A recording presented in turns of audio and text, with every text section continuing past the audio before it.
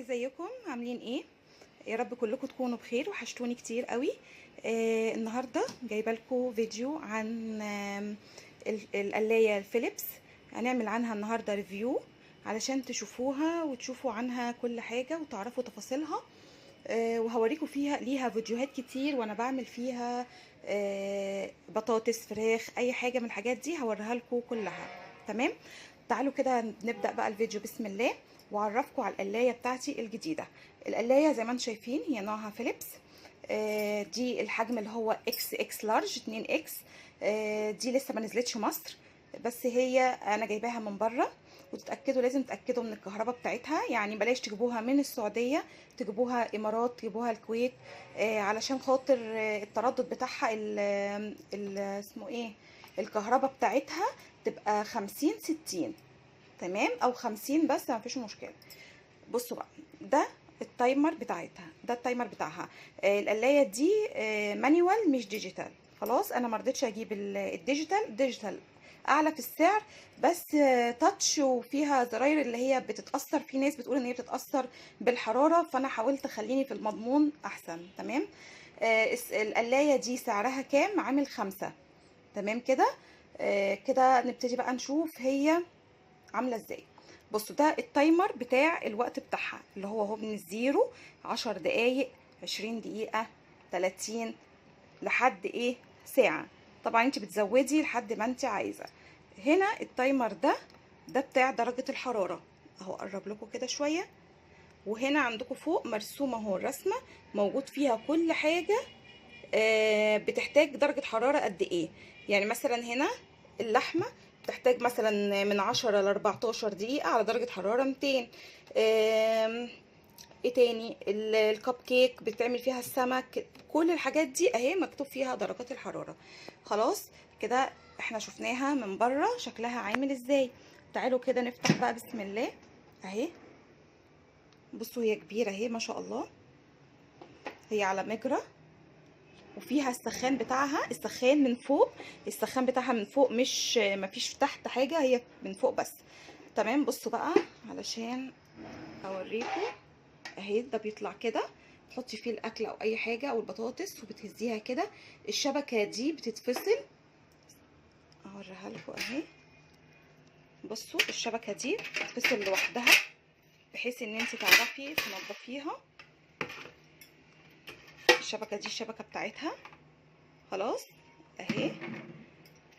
وده اللي هو الايه، الجزء اللي هو بيتحط فيه الشبكه، وحجمه كبير. بصوا هي القلايه من جوه ما شاء الله حجمها كبير. طبعا انا عملت فيها، فبتلاقوا ايه فيها. بصوا الجزء ده بيتشال كده زي ما انتم شايفين اهو. بصوا حلتها واسعه ازاي. تمام. اهي دي بقى لازمتها ايه، الجزء دوت علشان تحطوا فيه يعني لما تيجي ينزل فيه الدهون بتنزل من الاجزاء دي كده، بتنزل جوه الزيوت والدهون والحاجات دي كلها، ما بتلاقوهاش بتلامس اي حاجه، وبتنزل من الشبكه. ولو حابه تحطي هنا برده ما فيش مشكله، بتحطي هنا ممكن تحطي فراخ او تحطي اي حاجه زي ما انت عايزه. تمام. اهي دي بقى بتركب عليها كده اهي زي ما انتم شايفين. والشبكه، استنوا اركب الشبكه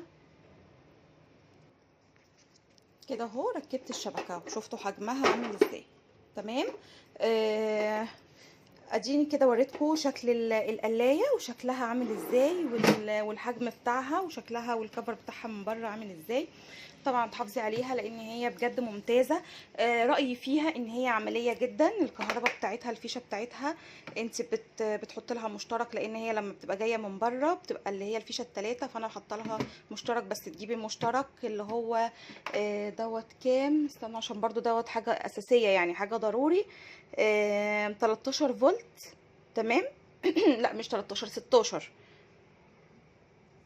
تمام، حاجه عاليه يعني، مشترك عالي علشان خاطر يستحمل درجه الحراره بتاعه القلايه. بصوا بقى، انا جربتها في حاجات كتير صراحه، هي ممتازه ممتازه ممتازه. بس انا عايزه اعمل حاجه. هي دلوقتي في التنظيف بتاعها، تنظيفها عادي، الشبكه سهل جدا وكل حاجه ان هي تتنضف، بنضفها على طول اول باول، وبرده هبقى اوريكم ازاي ان انا بنضفها. بس انا هعمل فيها ايه بقى، انا حبيت اوريها لكم، اصورها لكم دلوقتي قبل ما اعمل اي حاجه فيها، وبرده هوريكم بعد ما اعملها. انا عايزه اغلف الجزء ده بالفويل، واغلف اي حاجه ان هي تبقى صعبه عليا في التنظيف بالفويل، بحيث ان هي تسهل عليا، مش ما احسش ان تنظيفها صعب. تمام، انا هعملها دلوقتي وهوريها لكم بعد ما اخلصها تبقى عامله ازاي. تمام كده، استنوا كده بقى لاخر الفيديو علشان تشوفوا القلايه بعد ما ايه ما هلفها لفه هديه. رجعت لكم بقى كده بعد ما غلفت الجزء اللي انا قلت لكم عليه. عايزه اقول لكم ان هو الجزء ده اللي في الجناب ده اكتر حاجه بيبقى عليها دهون وبيبقى تنظيفها يعني صعب شويه. تمام، هو ده الجزء اللي انا غلفته بس، والشبكه حطيتها عادي. الشبكه كده كده بتتغسل، بتتفك وبتتغسل بسهوله، فما بتضايقش في الغسيل خالص. بصوا اهو، اهم حاجه هو الجزء ده اهو انا غلفته. طيب الحله اهي بتاعتها انا ما غلفتهاش ولا حاجه. ليه بقى؟ لان هو بيعتمد، القلايه دي بتعتمد فيها على الهواء، ان هي دي قلايه هوائيه، فانت طبعا بتحطي نقطه زيت بسيطه، والهواء مفروض ان هو بيتوزع وبيمشي ايه فيها وبيطلع للاكل اللي من فوق عشان يسوي من الشبكه من تحت ويسوي كمان من فوق. خلاص كده، فانا ما عملتش هنا الجزء ده. وبعدين الجزء دوت مش بيغلبني كتير في الغسيل، بيبقى سهل قوي في الغسيل بتاعه.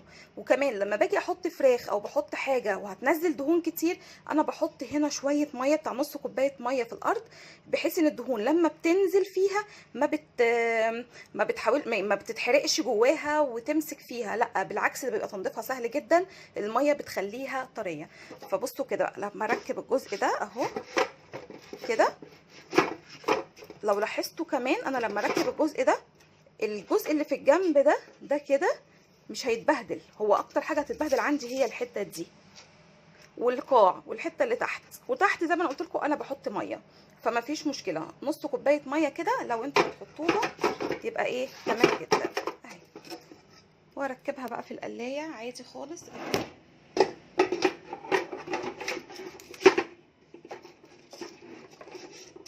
وما تخافوش طبعا، الورق الفويل مش بيحصل له حاجه ومش هيتحرق ولا حاجه. وبعد كده غيروه كل ما ايه، اجيبها لكم بقى كده، ركبوه الورق الفويل يتغير كل ما تحسوا ان هو ايه محتاج يتغير.